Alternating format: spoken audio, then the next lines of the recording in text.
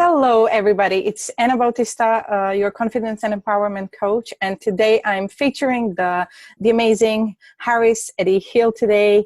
And Harris is a human relations coach and founder of Harris Hill Confidence Coaching for Unicorns, helping unlocking, love, and recovering emotional abuse survivors to learn how to attract and navigate their new healthy relationship.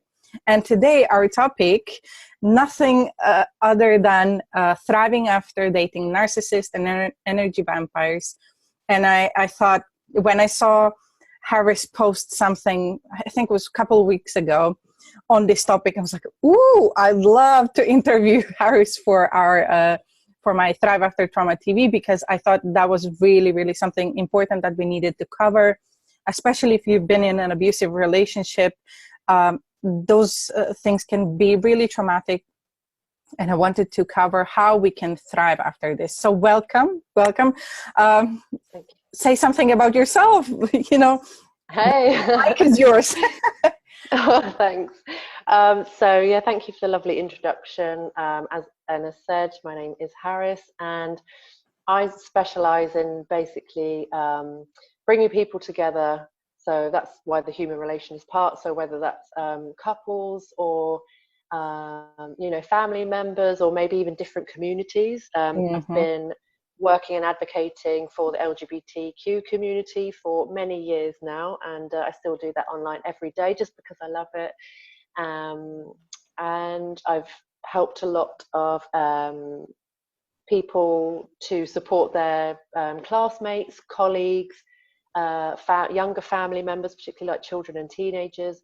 And one of my favorites is really relationships, because it's been such an interesting journey for me. I know people say journey all the time, but it will do for now. Yes. It was very interesting. Where I started off is very far away from where I am now. And I didn't have the kind of information that I needed at the time. I only found out, even what a narcissist was after I stopped dating them. So a few years afterwards, I was like, where was this information when I needed it? So that's why I'm so passionate about this, because we can often end up stuck in situations, and we're trying our best, and we really care about somebody, but it's just never going to go where we hope that it will, because it just can't. And it's a lesson that we're not quite getting the hang of. Yes. And not only that, even if we get the lesson, then sometimes it's like, well, what do I do now? How do I manage this new relationship? And I know I'm not going to probably attract someone like that again, but they might be like a milder version, or and slipping back into old habits. I saw, I love watching First Dates for this exact reason. Yes, tell me about it. Yeah, and I saw a lovely lady on there a little while ago, and she had a son, and she was talking to another guy who had a son. They had lots in common. He was lovely and she was lovely, but I could see from her body language and the way that she was talking to him that she's still a little bit in the mindset of somebody who's not dating their equal.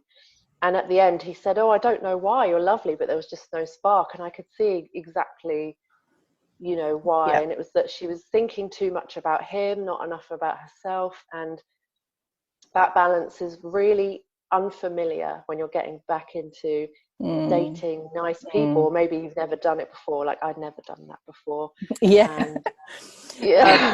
So for me, I also watch First Dates, and I could really pick up those little things, that we say out loud. We don't think they mean too much, but sometimes you could see that there is something left over from the past relationship, or there's some insecurity, or people don't know what to look for in relationship. And I know that it can have a huge impact on, like, you can be just like, you start dating someone and it doesn't work out and you don't know why. And I hope that we can cover these things. And when you say, oh, I didn't know what a narcissist was, like, I'm still like trying to learn about their narcissistic behaviors. And I've heard and I've seen this like thrown around a lot, but what I have realized is that people who are in relationship with narcissists, they can be stuck there forever. Because from my understanding, and I hope you'll give us a bit more insight into that. From my understanding is that these people who have these narcissistic behavior, they affect the confidence of the person they're like in relationship with. And for me, it's just like, oh, like you can get in stuck because they keep on telling you, oh, you're not good enough, and they like make you doubt what you're thinking inside. So if you can tell us, of course, a bit about narcissistic behavior and how it displays, if you don't mind. Sure. So this is a word that's been thrown around so much recently, and I particularly see it thrown around by someone who's angry that maybe they went out with somebody who was a bit different. But it's actually a serious disorder, and it normally develops kind of throughout childhood and teen years, and then it really kind of solidifies at the end of the teen years and maybe in the early 20s typically. And this really is a personality disorder. We're not talking about somebody who, you know, we can all, in the wrong situation, if we're unhappy, we're all capable of being unfair and maybe a bit dicky to other people. Yes. I mean, as far as I'm concerned, you have no restrictions on what language you want to use. So if you want to swear, go on. Okay, thank you. No, I do occasionally swear. Yeah. Sorry, mummy. Go on. Okay. Yes, but you know, narcissistic personality disorder is a real disorder, and it can be very dangerous. So I think one of the defining features and one of the things that is really important to know is that a narcissist is not capable of empathy, and empathy is really important for a healthy relationship. I have met a few people over the years who do struggle to understand the concept of empathy, but they're not malevolent people, so they try and practice compassion. So there's no, even if they don't have access to empathy, they can understand that they're meant to behave in a nice way and conscientiously to other people, even if they don't have that thing. So, you know, a narcissist is really somebody who is not capable of empathy, but also along with that, so because they don't have that natural to and fro of like a normal, you know, healthy relationship, or what we would say is healthy, the only way they often can get their needs met is by manipulation.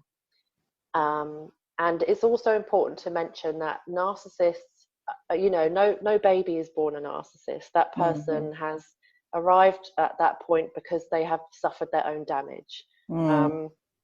But, you know, with the best will in the world, that kind of problem is not fixable with love. And in fact, that's what they want more of to keep themselves going and to get their needs met, but they can't really reciprocate. And I have heard of some narcissists who've gone into therapy, you know, some really kind of hardcore psychologists or psychiatrists or whatever, and have said, oh, you know, I'm aware that I have this problem. I don't really know what everyone else is talking about, but maybe I can get better from it. And, you know, they might come down a little bit, but they're not, as far as I know, there's no cure. I've never met somebody who has recovered from that kind of personality disorder. So basically, if you're dating a narcissist and you're hoping that something will change, like you're not going to, like, with all the love and help that you have in the world from yourself, you might not be able to help them, and they might need professional help if they want to, like, they'll need professional help if they want to get better. But if you're hoping for a change, just want to let you know that it might not happen. So, like, I know it's a tough thing to say, but if you are in a relationship and dating a narcissist right now, I would invite you to think about this, what Harris has said right now, because I think this is really important for you to make new step forward, and, you know, to know what to do. Yeah, for sure. Yeah, I mean, yeah, as I said, it's very unlikely that they're going to change, and even so, like it's not going to be an authentic, genuine change. Usually, I have met some people over the years who sort of realize that maybe they should be doing something. They might have a moment where they really do consider it, but any change they make is very short-lived because it doesn't really translate for them. Um, but also So to be stuck with one and in a cycle is very difficult. So I dated. So yeah, by the time I was 25, I'm in my early 30s now. By the time I was 25, I dated three of them. So I know my stuff. um, and the first one was the one that I was stuck in the longest. It was a few mhm. years. And, um, Can you share when a we little first, bit how it manifested for you? So like, yeah, what were you experiencing? yeah. So it was really interesting because right at the beginning, I started to be kind of charmed, even though for me, there was no attraction there. And I've heard a lot of people say that I mean, some narcissists, of course, are very attractive, outwardly. And a lot of them are very charming. That's often how they kind of rope people in. Um, but this particular person, I didn't have any attraction to whatsoever, but I was really kind of intrigued and roped in, and I had no idea why. And the first 6 months were actually just very exciting. And then things switched very suddenly. We were in his house on our own. I think we were preparing food to cook. And I just turned around and he was holding this really big kitchen knife in his hand and looking at me Mm. without blinking. And I was really shocked. And I did the only thing I could think to do, Shit. which was to run up the stairs and barricade myself in his bedroom. And he ran after me without saying anything. And I had, My yeah, barricade, goodness. like shoved all the furniture against the door and was like screaming for help and stuff. And then all of a sudden, I heard this clatter. He dropped the knife, and then he was asking me, he was like, "What's happening? What's happening?" So I wasn't sure what to think. I didn't know if he'd had some kind of episode or if he had done it intentionally to just unnerve me a bit. Um, and as a result of that, I don't know if it was then, it was such a long time ago. Mm. Um, I think he did attend an appointment with, I think, a team of psychiatrists at one point. And I think there was two incidents like that. The second time he wasn't holding anything, but it was just strange. Um, and I was invited in to tell the story of what happened. Then then I left because it wasn't my appointment or any of my Mm. business. And after that, I never heard what happened. As far as I know, I think he was invited back for another appointment, but it was all swept under the carpet. And then after that, things just changed a lot. He would start having digs at me, and every so often he would just be like, I don't know, it's just these really tiny microaggressions, or he would Mm-hmm. Mm. uh, gaslight me sometimes. Like, that's not what happened. Even about simple stories, I'd be just saying, "Oh, do you remember that time we went to the pub and blah blah blah?" And he's like, "That never happened. What are you talking about?" So it was a little bit over time, that just started to really erode my confidence. And gaslighting is a Oh, favorite of gosh, narcissists. gosh. Yeah, I heard about that one. And no wonder it can affect your confidence, because if someone keeps on telling you that, oh, that's not what happened, and you're like, did I dream this? Like, and when it happens over time, like when it happens constantly, then it's just like, okay, is there a point of me saying something? Is there a point of me, like, am I actually imagining this, or is it happening? And I can only imagine, oh gosh, that experience must have been so scary. It was just confusing, and even now, like if I run into somebody I've never met before, even in the way that they speak to me, I can often pick up on things like that now. I met a guy at a cafe recently, and we just introduced ourselves and said hello, and then I'm traveling at the moment, as was he, and I asked him where he was from, and he gave a really confusing answer. And then I was trying to understand what he was saying. I thought maybe it's just because we don't speak the same language. and he kept kind of changing the goalposts. And by the end of it, I just left that lunch feeling really confused about what his intentions were, what he was trying to say. And I was like, wait, was it me not understanding? And then I was like, oh, maybe a manipulation tactic. Because to be confused, you know, it's like, you know, in the water when they shine the light on the fish and it stuns the fish, so they're easier to catch. So it's kind of the same. Okay, so that's a technique. Yeah, and basically, if it happens to you, like you said, if it happens to you over and over again, and eventually you're going to really doubt your own Judgment. Yeah, your own judgment, and then you're going to doubt your own memory, and you're going to start to, you know, any boundaries that you do have are going to start to unravel. You're going to start to be really unsure of yourself and unsure of what's reasonable, and you're going to stop, like you said, maybe stop expressing yourself. And yeah, and then by the time you're at that point, I mean, that's how things started with me and my first narcissist ex. It started off with those small things, and eventually it got to bigger things. He's like, well, you know, no one else is going to want you, right? Because you're kind of damaged goods. And he knew that I'd gone through something as a child, and you know, he used that, and I was never ashamed of that in the first place. But yet he would start to say, like, oh, you know, it's no one else is going to want you. I understand, and I don't judge you, but other people will. And he also used to start telling me how ugly I was, and I was quite confident about how I looked around that age. And then I started to really doubt myself. And actually, one time, it's quite awful. I was in my kitchen, and he kind of ordered me to take off my dressing gown. And he looked me up and down and said, "Yeah, you're not attractive anymore. Like, you're really ugly now." And I was like, wow. You know, I'm like, we laugh at these things, but like, for me, it's mind blowing that someone can say something like that to another person. Like, and just like, it's mind blowing. So how did you end up with the second and third? The second one I just knew from. So in between 1 and 2, I did date somebody else who had problems but was not a narcissist. When we met, he was doing okay, but basically I didn't know until we started dating that he was actually recovering from a heroin addiction.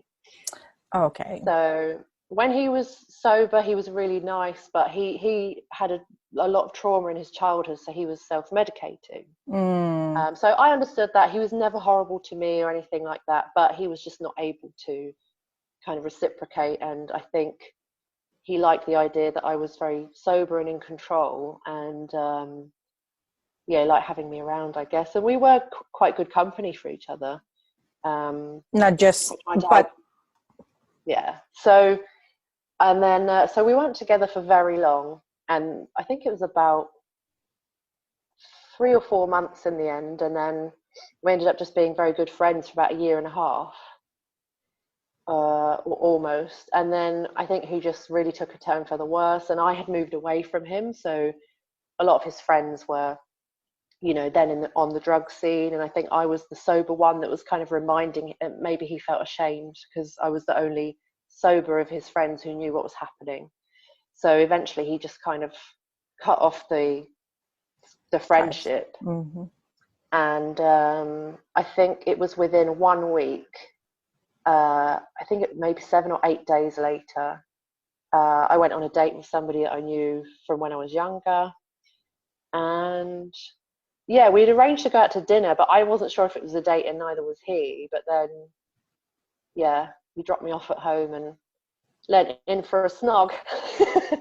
So that's how it began. And I don't know, I think I was just so relieved to date somebody who didn't have all of these really glaringly obvious big problems, and he was part of a big family, and, you know, I got on with a lot of them. But yeah, he he was more of the, so there's different types of narcissists. Yeah. Yeah, I was just about to ask, was did he have the same personality traits, or did he behave in a similar, because I'm pretty much new to this, so I don't know, like, is there a different type, or, you know? Yeah, I mean, of course, I think with any individual, their Oh, yes. personality is always going to True, look a bit true. different. Yeah. But so you get the ones who are very charming at the beginning, and they're often charming in public, or they might come across very funny or whatever, and they're quite insidious. So over time, they will undermine you until you're really trapped. Then you also have the victim one who, you know, will act a certain way, and when you call them out on it, they say, oh, but that's because I've had a difficult time, you know. So they make excuses for their behavior by kind of pulling the victim card. And then you get the third one, who's just very, you know, really upfront. You know that they don't give a stuff what anyone thinks, and you know, you just right from the get-go, you know that they're really malicious. So Okay. I would say that the first one was the very insidious one, where it happened very slowly and gradually. And that's where also you get a lot of love bombing, they call it. So when you're first with someone like that, they really shower you in a lot of attention and everything else. So when they do switch, it's even more confusing. And you think, well, things have been so good for so long that, you know, surely it's just a bad day. So they've laid a really good foundation to keep Oh, you. yeah. Yeah, and then the second one I dated was more of the victim one, and he just did what he wanted. He's just very entitled, and I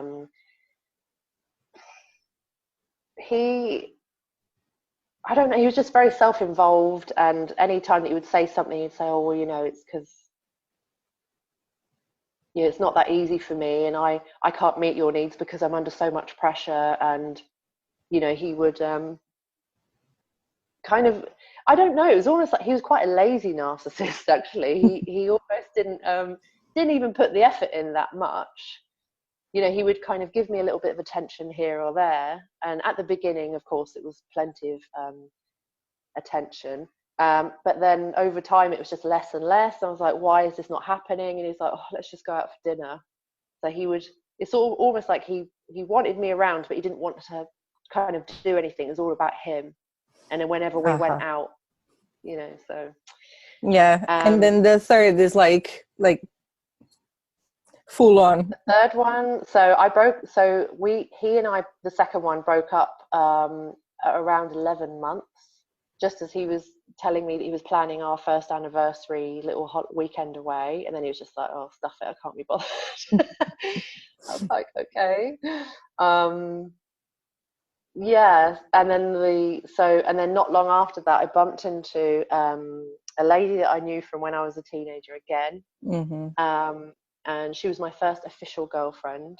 I knew that I wasn't straight since I was like 14, but I hadn't had an official girlfriend until I would have been 23, nearly 24 then. And she and I were together for nearly a year and a half. And again, that was really turbulent again, really, really turbulent. She gave me a huge amount of attention at the beginning. And then the second that I was hooked in, she was just really nasty sometimes. I would say to her, oh, can I have a hug? And she was like, for God's sake. I was like, oh, okay. And then she would withhold sex a lot as well. And, you know, she would reject me, and I'd be like, oh, okay, sorry. And she would just do that over and over again. And then once she knew I was down enough, then she would initiate sex. And she would plan it as well. I would she would plan it all day and wind me up. And actually she applied to be a police officer, communications officer. So she would be the one that took the police calls, emergency calls. And she was going through all this training and all this preparation and stuff. And she started telling me about something that she heard. And I said, you know, I had PTSD at the time that was untreated. Well, I'm fine now, from sexual abuse. And I said to her, you know, anything to do with that topic, I just can't, I'm sorry, I can't support you with that because it's too close to home for me. It would really set me off, you know. And I can't help you with that. And she got so angry. She screamed at me. She was like, who the fuck am I gonna, you know, talk to about all these things? Like, that's your job. You have to be here for me. And she got so intense and shouted so much that and she had an anger problem as well, that I actually had to lock myself in her bathroom, and I had a complete kind of meltdown because I was it triggered my PTSD, and I had to calm down in there. I think I was in there for nearly an hour. And afterwards she was like, have you calmed down now? You know, she was so, you know, just uncaring. It was all about her. You know, she was just a massive kid. Wow. Yeah. Wow. I can't even like comprehend how it would feel like to go through these experiences. So tell me, when did you realize, like, how did you get out? How did you get better after, like, how did you get better after dealing with all of these, like, people and like going through these experiences? Because that's like intense. And you mentioned PTSD. It was really yeah. So I would say, like, the very first thing I did was just that. So a really big turning point for me is that the week that I broke up with the final and the third and final narcissist was that week. I was 25 then. I'd just gone in for my first pap smear test, completely forgotten about it, and then basically got a letter through in the post saying that we found early cancer. And it was at a stage, yeah. And I was just like, Jesus fucking Christ. Give me a break. I know, but I don't know. I kind of had this feeling. I was just like, you know, I've always been very intuitive. And I was like, well, I'm not going to die, but this is a bit shit. So as I read this letter in my kitchen, my sister was traveling at the time. Oh, was she traveling or she was away? And my parents and my little brother were on holiday. So I was literally in my house on my own, getting this bad news. And I went around to see her, and she was just no help at all. She just didn't know what to do. And she knew that she was confronted with a real problem where she really had to step up, and she just had no idea. She started like just throwing out anything that she could to distract me. And I said, this is bullshit. A few days later, she came back over to mine, took the piss out of me. So I broke up with her on the spot. And I think for me, that experience of realizing that actually I matter, and actually, you know, it's no wonder that I was ill, because I probably was under so much stress. And I've heard other like energy healers and stuff say that the cervix is to do with you know, a lot of people who end up with cervical cancer or early cancer, it's often as a result of not looking after or putting themselves first enough. I've heard that. I mean, I guess you could say that about anything. But yeah, so I think that was, although it was bad news and maybe that sounds scary, I actually always look back at it as a moment of grace. Like, the universe put a big old thing in my way to say stop. Like a big slap. Wake up. Like literally a wake up call. Yeah, literally. So I think it was a few months after that. So I ditched her, and then later on in the year, I ditched a friend we'd been friends since we were, you know, early teens. And that friendship had become very toxic. I was anxious every time that my phone would ring and it was her. I just couldn't pick. I started screening my calls because I was so scared of what she was, you know, she was going to explode on me on the phone. So I just started to cut out all these people. And then I started my self-development journey, basically. I came across this article on Facebook written by Judith Orloff, who is a psychic and a trained qualified psychologist who lives in California. She's also an intuitive empath. And I listened to this, and that's where I learned about energy vampires. So can you tell us a bit more about, because I'm really curious about that term. Yeah. So you could say that narcissists by default are energy vampires, but it can extend potentially to anybody. And basically an energy vampire is somebody who takes a lot of energy from the people around them but doesn't give back, and often it feels like your energy is being taken, like it's a little bit of a violation. Yeah. And these can actually be really nice people. I used to be very close to someone who was a constant talker. And the second that you said hello, you knew you were stuck there for half an hour. So, you know, we're not necessarily talking about horrible people here. We're Yeah, talking yeah. about I people think who are at just, some point we're all energy in some oh, way. yeah, Yeah. yeah. We're all capable of it at different times. Maybe we're freaking out, or we're going through something, or we're wanting to rehash the same story over and over again without actually getting into a solution. Oh, yes. Um, Yeah. yeah, so we've all done it, but the point is, I've done that. I used to be like that. Especially if someone's feeling very stuck, you know, Mm, they haven't realised actually it is up to them and they can get out of it. They just need to yeah. ask for a little bit of guidance, or you know, just try anything basically. Mm. So yeah, this could potentially be anyone, but a real energy vampire is someone who has a chronic problem with whatever it is, and it's habitual. That's how they live day to day.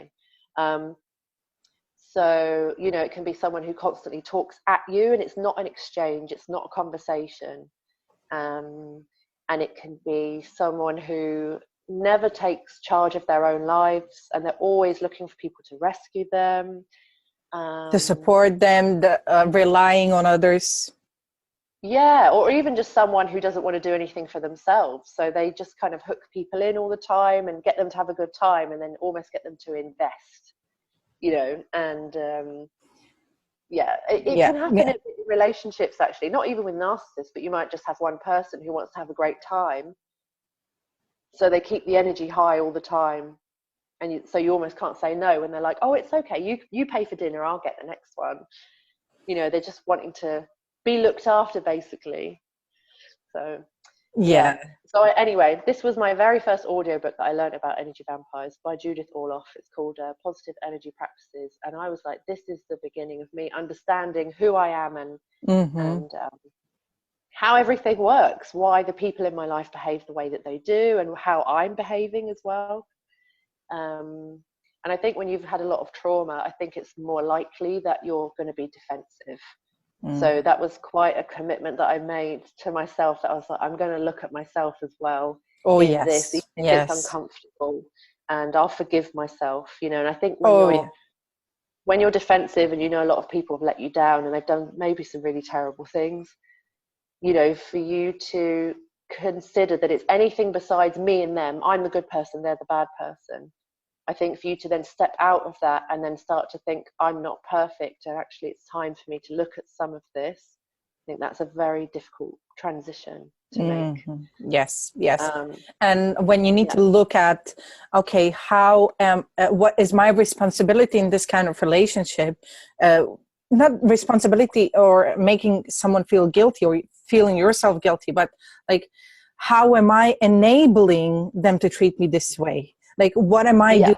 So for me, it was in a certain terms, like, I wasn't stepping up for myself. So I allowed a lot of like stuff from around to influence me, like people like doing exercising their behavior, and I was at the end of the day I was allowing it. So I think one of the first steps is that you need to put up the boundaries. yeah, yeah. And that's a massive one, because a narcissist is never going to bother, probably, spending any energy trying to break someone down who has an excellent sense of self, of their own boundaries, and so on and so forth. You know, it's possible that you might have someone who has a very good history of emotional well-being and sense of self, but then they might go through something difficult, which is another, you know, time that you might pick up someone less than ideal. Yes, um, exactly. So when you are not at your, when you're not best self, when you're going through a rough time, you might pick up someone who is going to abuse that, like your that energy, and vulnerability. yes, vulnerability. That's exactly it. That's exactly it. Yeah. So, was that when you discovered that one? I reckon after that you went for the NLP and timeline therapy. That wasn't until like ages and ages later. So so yeah, that was 25 that I got my very first self-development book, and then I went on and I listened to loads of them over a few years. And it got to about 3 years later, and I actually had finally the courage to try dating again. And I dated my second girlfriend, and I was like, she's not like the others. And at this point, I had no idea about narcissists and stuff. I didn't know. And actually, I had a pretty good time with this lady right up until the end, when things started to not work out. And I was asking her, I was like, is everything okay? But she was a little bit of an avoider. So she said, yes, everything's fine, but it really wasn't. But ultimately, it wasn't like all the other experiences I'd had before. So I was like, I said, well, I'm getting better. But I was talking to one of my friends at my writing group, and I said, I still feel like I'm in the same loop. Even though it's not as bad as it was, there's still a little bit of repeating of the cycle going on. Excuse me. And one of my friends said, you have to listen to this book. And this is the one that really gave me all the terminology and introduced me to actually the missing part of the whole conversation about narcissists. So she recommended this book to me called The Human Magnet Syndrome by Dr. Ross Rosenberg. And as I was listening to this, I was like, where has this book been for all of these years that I needed it? And he basically, long story short, he describes this scale where you've got the +5 narcissist, and you've got the -5 codependent. Now, this is another phrase that gets thrown around all the time, especially when we're talking about relationships. Being codependent doesn't mean that you're just really in love with your partner or you're really obsessed with your partner. It's got nothing to do with that. So on the scale, if you see the narcissist at this end, they are 100% about themselves, okay? And you've got people at the codependent end, they are 100% about other people. So the narcissist will fulfill their needs however they can do it, from whoever will give them what they need. Okay. And the codependent kind of has learnt to survive their own childhood, as has the narcissist. But the codependent has survived their childhood by preempting people's needs and reactions. And so they have developed these coping mechanisms where they're constantly watching other people to try and see what's going to be required from them or what the reaction might be. And so in their own way, they have to kind of learn to work around the people in their lives that they have difficult relationships with growing up, so that they can get away with the least amount of kind of emotional backlash, basically. So, you might have a parent who changes the goalposts all the time. So one minute what you do is acceptable and the next minute it isn't. So you just make yourself smaller and smaller until you know that there's hardly anything you could do that would upset them. And then you also start to think, oh, well, I know. And they notice, they spend a lot of time observing other people. So they might think, well, this at a certain time of day, so and so wants a cup of tea. So they start learning to maybe put the kettle on before the person is going to get cross because they want a cup of tea. Okay. Yeah. So the codependent is 100% about other people because that's how they've learned to survive their environment. So that's really, really interesting, like eye-opening for me. I was just okay. Yeah. So actually, although it's obviously very unhealthy, the codependent and the narcissist go together really well because the narcissist gets everything that they need.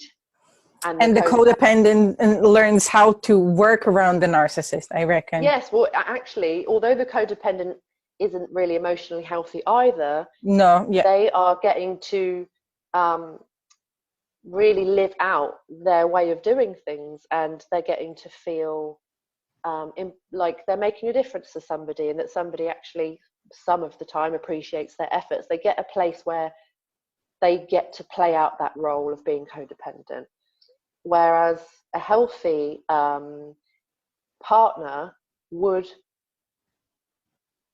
see this behavior and say, you don't need to do these things for me, I literally just want your company and to have a nice time. They don't want anything from you. And so to a codependent, that's going to feel very unfamiliar and very probably unsafe. Actually, they're much more likely to be familiar and at home with somebody who is a little bit all over the place, or someone who changes the goalposts all the time. So learning this about codependence was the real missing piece for me, because having learned that I was an empath, loads of people, I'd seen them writing in the support groups and things like that, you know, being an empath just means that you're overwhelmed by other people and narcissists take advantage of you, blah, blah, blah, crap, crap, crap. And I was like, this can't be it. You know, we are not given as empaths this spiritual ability just to be a doormat for everyone else. I'm sorry, but I don't buy it. I don't buy it. Yeah, yeah. And I've heard lots of people recommending that empaths or spiritually sensitive people, that they should be grounding and shielding every day. And again, it's bullshit. So don't get me wrong, those techniques can really help you on a particular day. Maybe you're not feeling very well. I know that my guard is a bit more down if I've got a cold or something. So I'm not saying you shouldn't ever use them, but I'm saying in the long term, it is not a solution. And that's one of the things that I teach as well, is that how you kind of get your energy to the point that you don't need to shield and ground yourself every day before you step out the door, because it shouldn't be necessary. And yeah, because you know, it puts you in a way, if you have to ground and shield yourself, it puts you, I'm not sure if you would agree, but it puts you in a victim mentality, because it makes you like you're like, oh, I have to protect myself because there's like, I don't know. But for me, that's how, like, if you'll have to do this all the time, then you're like, you're not in control. You have to do something to blah, blah, blah. Maybe. Yeah, for sure. Yeah. And I think of it as like, you're just putting a plaster over it. Do you know what I mean? You're just like, yeah, there's you're not dealing exactly. exactly. You're not dealing with the root issue, which is that your energy is not in alignment. Oh, and it's important to distinguish as well that you can be codependent and not an empath, and vice versa. So I knew that when I was recovering from codependency, and there are support groups who do this sort of work. I think in America, they even have like a 12-step program dedicated just to codependence. I didn't go into anything like that. Excuse me. Sorry, I hiccuped.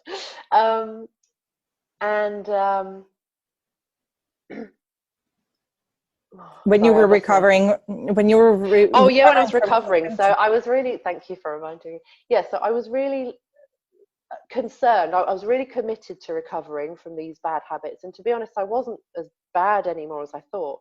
But I was really like, how is this going to affect my intuitive abilities and my kind of more empath spiritual side? And I was really concerned. I thought, well, there's only one way to find out. I'm recovering anyway, so I'll find out. And you know what? It's my abilities and my intuition are so strong now that I don't even think about it. I meet people all the time and I instantly can feel how it is, and it doesn't overwhelm me. It's just become completely integrated, and actually it's really reassured me that actually being an empath had nothing to do with being a codependent. As an empath, maybe you're more likely to develop codependency when you're young, but I don't think it necessarily goes hand in hand. Okay. So what would you say if someone is going through, has dated a narcissist?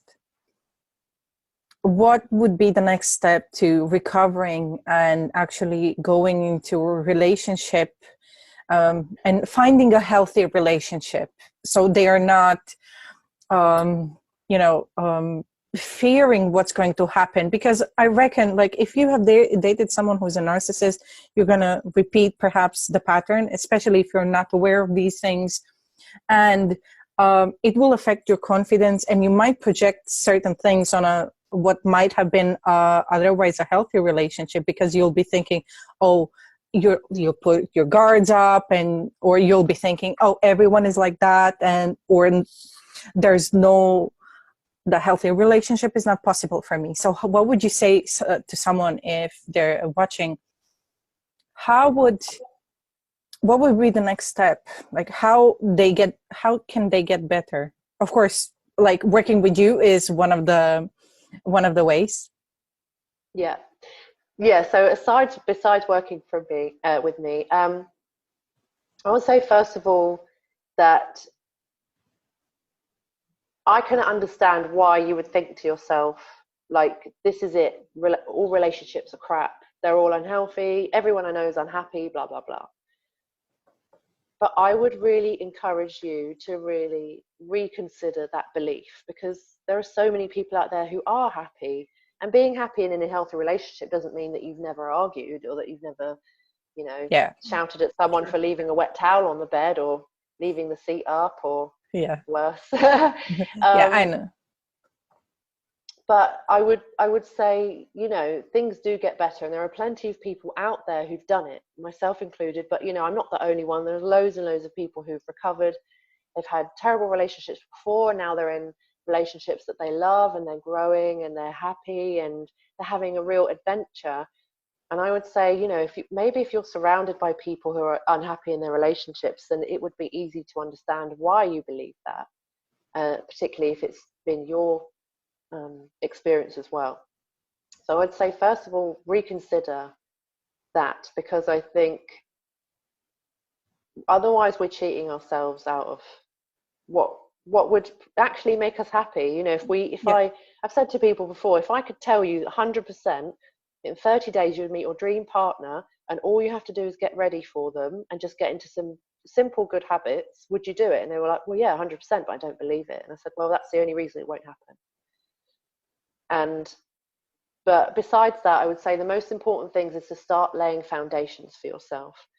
And that's things like self-care, your hobbies, nourishing your soul, and Yeah. surrounding yourself with really good people who inspire you, who call you out when you're talking shit, Mm, and who who are really honest with you, but they're very positive people. They're very much like go-getters. They get what they want out of life. If you're surrounded by a lot of people who are still in victim mode, then it's going to be very easy to stay there yourself.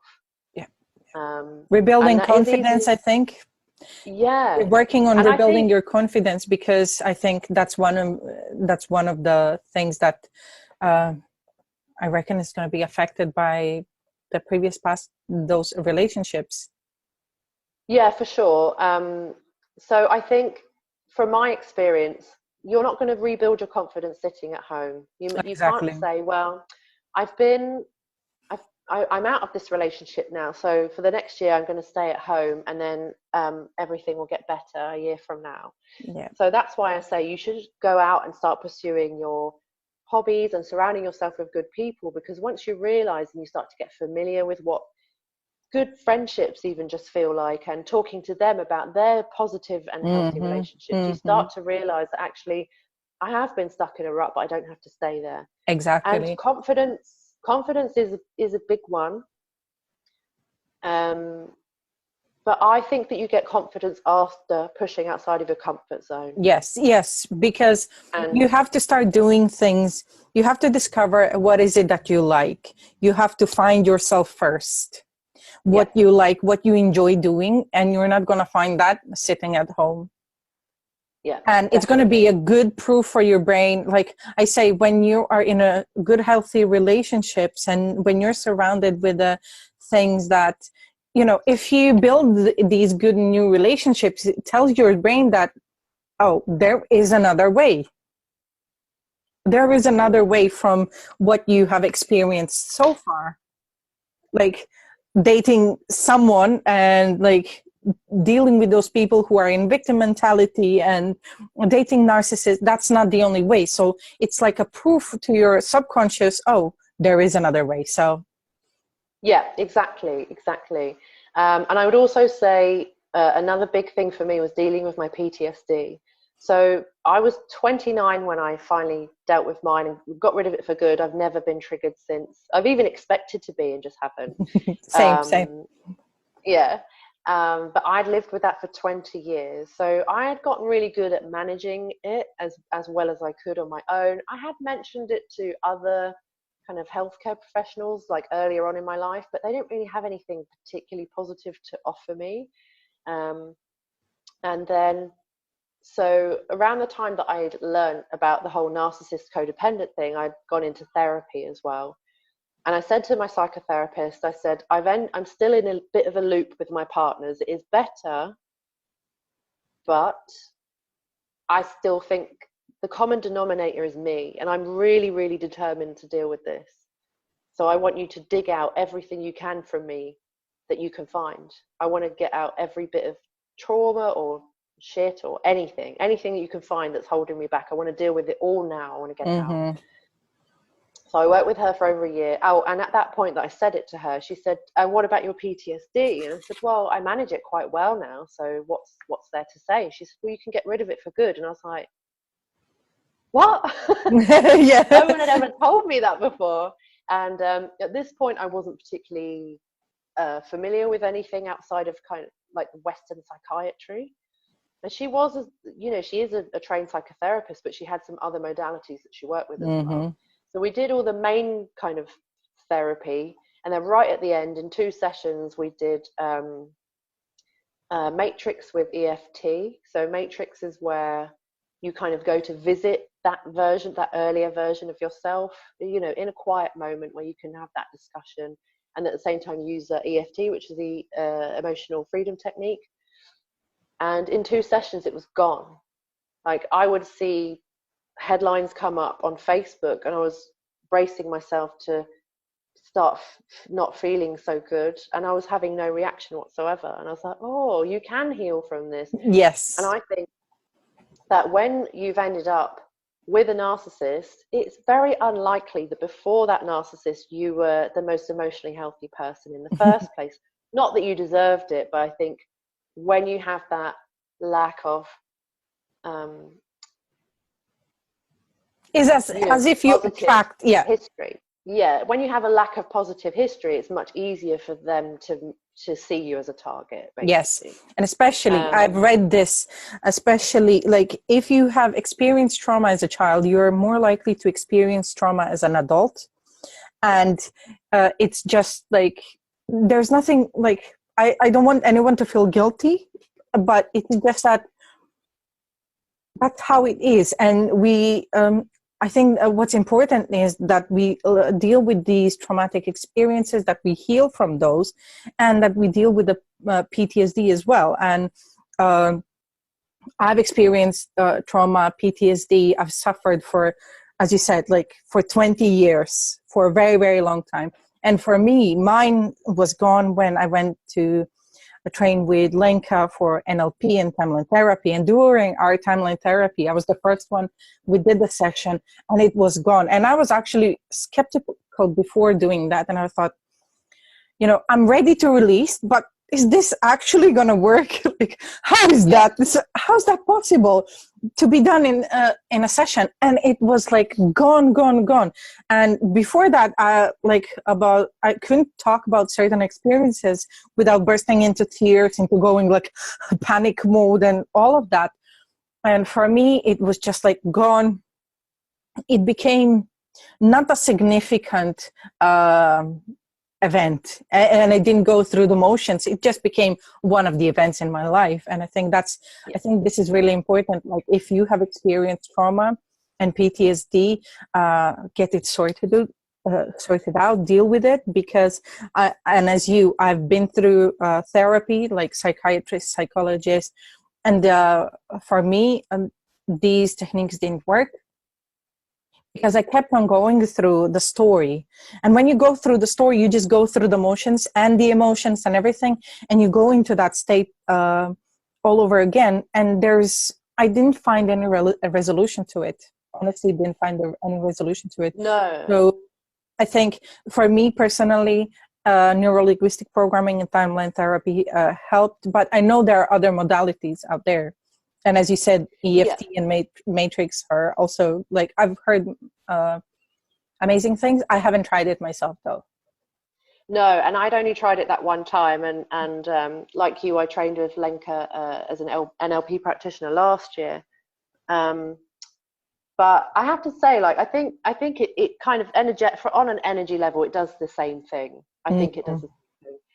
And obviously from an NLP perspective, the more you practice the story, the more strong it becomes in your mind, in your brain. You're practicing something over and over again. Yes, exactly. You're strengthening it. So whilst I do think there is some space for talking therapies, in my experience, I think that they actually can make recovery longer. Yes. And they often re-traumatize as well. If you're Yes. dealing with Yes. any trauma as well, it's re-traumatizing. Whereas, as you know, NLP is You're just reinforcing non-traumatizing. those neurological pathways, talking about Yeah, this, reliving it, because you at that point you're not just talking about it, you are reliving it with your whole body. yeah, exactly. Your Yeah, whole body, and basically you're just strengthening those neural pathways, and what you need to do is create a different neural pathway, so you're not going through those, you're not experiencing the same all over again. exactly. Yeah. So I think dealing with anything from your past is really important to moving forward. Yeah. And I think it's just, you know, I think you need to give yourself a little bit of time to get over something like that. I definitely Yeah. needed time after breaking up with the people who were abusive to me. But I would say that really you should start making a list of how you want your life to look without any Mm-hmm. limitations, Mm-hmm. and realize actually, you know, how am I living now, and how is that different to how I know that I really want things to be, and just to really get stuck in and go there. And I think it's very difficult to trust people after a situation like that. Um, and I think that a lot of people end up in longer recoveries because they may go to their GP and then get a referral to a mental health service And that then it's then going put to them into take, talking therapy for ages and ages and ages. and even just to And get to that, it takes such a long time yeah, exactly. to And get a referral. yeah, exactly. And I felt, for me, I think for me there was always a tiny bit of stubbornness in me that I was born with. And so whilst I went through a lot of the same things as other people, there was always a part of me that was like, this, I don't buy it. I'm not, No, exactly. you know, It's just like and there is this hope that, like, the little thought in your head that says, oh, but this is not right, I know my life, like, I know the life can be different. Hang on to this, hang on to this, because that's going to be your guiding light. And I think that yeah, was the same for me. yeah, exactly. And I think that's why both you and I probably love coaching as much as we do, because you don't have to spend years in therapy to get where you need to Yes, be. yes, yes. It doesn't need to be long and painful. And for me, the reason why I started Thrive After Trauma is because I wanted to feature story like yours, like mine, and the other people who have gone through this and who have recovered and who have created completely different lives, and we are successful and happy, and like growing our businesses. And even if you're not running a business, like just stepping out and improving your, like, the work, your, like, whatever you're doing, it is possible. And I just want to say that even if it doesn't feel like it right now, that a better life, happiness, fulfillment, love is possible for you. I just want to tell you that it is out there. Harris is the perfect example of this, like. And if you watch the other videos on Thrive After Trauma, I can show you that, no matter what your background is, you can thrive. And you even mentioned you went through sexual abuse, or sexual assault, and like it is possible to, like, thrive and be happy. And I just want to tell you that, there is hope out there. There is hope out there. Yeah, 100%. And I think one of the biggest things now that now I'm talking about this, now about, trauma and all of these really tough situations, is that I'm now living a life that I'm cheerful, like, every day, and I can be on my own, or I can be with other people, and I don't worry about this anymore.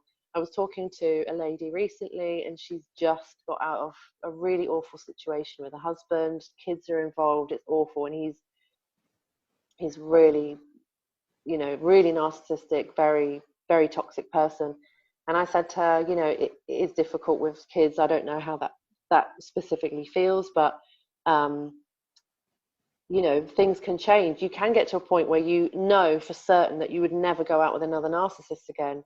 She said, how can you say that? She was quite angry about it. And I said, because there's a reason that you make a good partner for a narcissist, and you can change that. And that's the thing about the scale that I told you.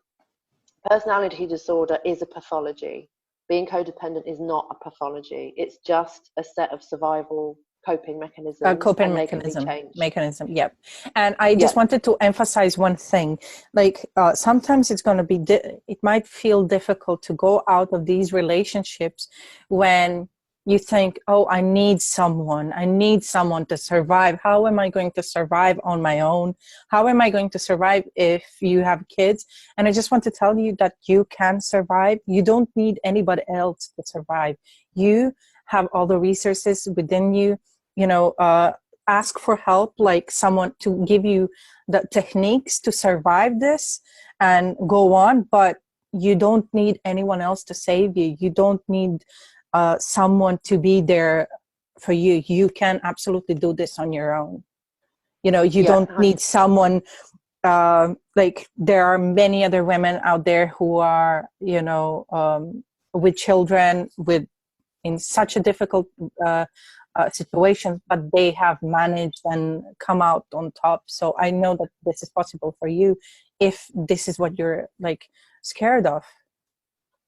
yeah. And I would also add that if you, I think anyone who's listening who has been in a difficult situation, or maybe they're just leaving or something, if you think about all that you've achieved whilst you've been under this amount of stress in a Yeah. toxic situation with Yeah. kids, and then you think about how much further you can go when You you don't have start that. to get healthy, you have no fucking idea how powerful Yeah. that is. Yeah. It's so powerful, We're and so you will not powerful. recognize yourself. You will be, you know, you will be able to cope with that, and be so proud of yourself, and just and think back to, I mean, it's been 6 years for me, 6.5 years since I left my last narcissist. I don't even think about it anymore. You know, it's a completely different chapter of my life, and it's the best one so far. And, you know, I'm not the only one. I'm now surrounded by so many people who are empaths and ex-codependents, you know, they've all got out of these situations. And the kind of lives they're living now, It's a it's contrast, I reckon. unrecognizable. Yeah. Yes, yeah, massively. And you know what? When I was kind of getting better, I used to have these moments where I thought, oh, if only my ex could see me now, you know, and have these moments where I was like, yeah, I've shown them, like I've got better at this.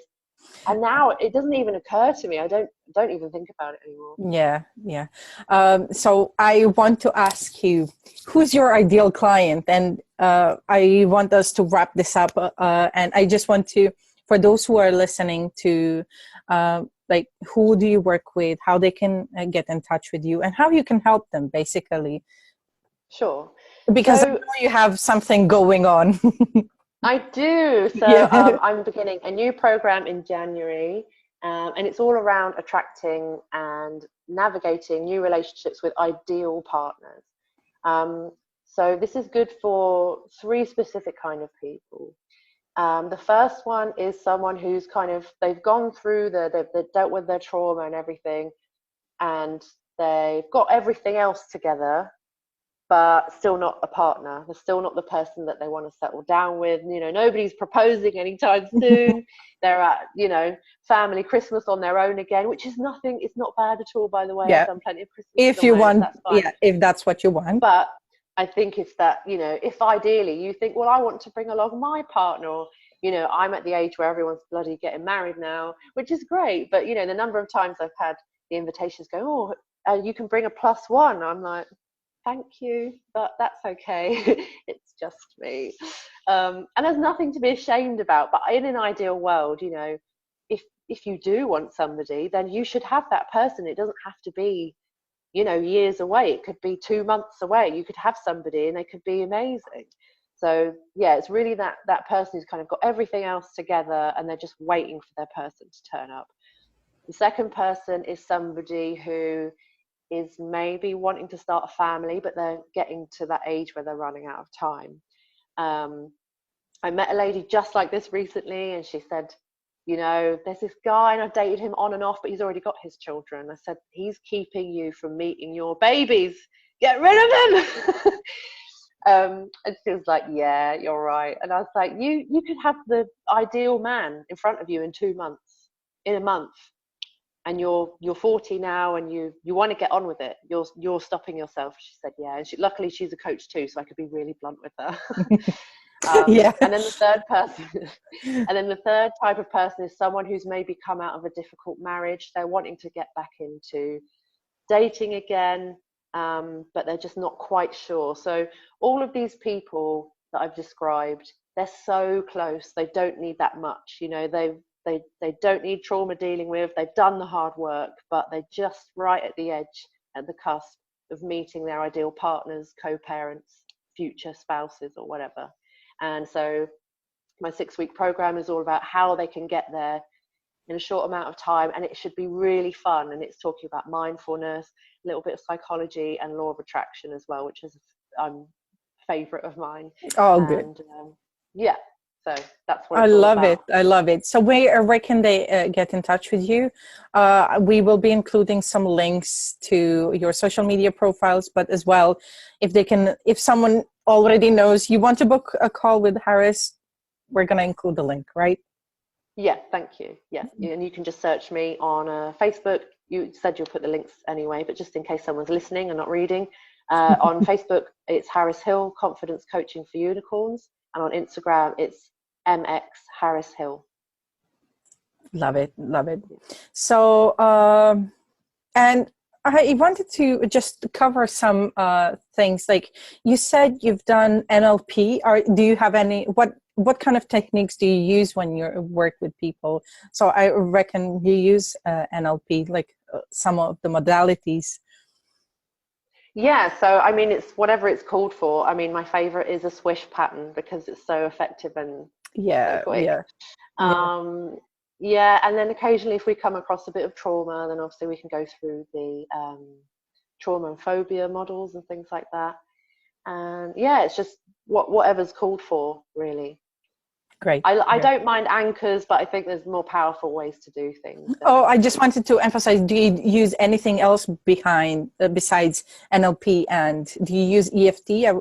I'm quite keen on oh no, I'm not. Do you know what? it. I was thinking about it the other day though. I think that's going to be my next training is EFT. But it's a little bit difficult to tap people over the phone. Yes. Yeah, so yeah, I think EFT is going to be the next thing. But no, I think mine is a blend between a bit of psychology, NLP, law of attraction. So it's a good blend of different things. So I think there's an answer for any problem with any of those types of Oh yes, definitely things. Definitely. But it depends what someone needs to hear at the time. So Yes. That's so amazing. Thank you very much for being here with us today, and it was so informative. It made me, I think I'll have to re-listen to this again and just think about these things, because you gave me a couple of ideas and you made me think, and it really touched a couple of buttons for me as well. good. I'm glad. Yeah. Thank you so much for having me on. It's been so lovely to talk about this. My absolute pleasure. And this will be on, and the links will be shared where you can get in touch with either of us. I do deal with trauma, and I do help people heal and thrive after trauma. So if you are at the beginning of your stage where you want to heal from the past, get in touch with me, because I think this is a really important step for us to take, because everything else just gets a lot easier after that. Yeah, lovely. All right. Well, thank you so much again. And if anyone wants to get in touch, I am starting my new program at the beginning of January. So it's just 10 spaces. So if anyone. Yeah, limited. I'm glad to hear that. Limited. Yeah, just 10. It's important work. Thank you so much. Thank you. Bye. Bye.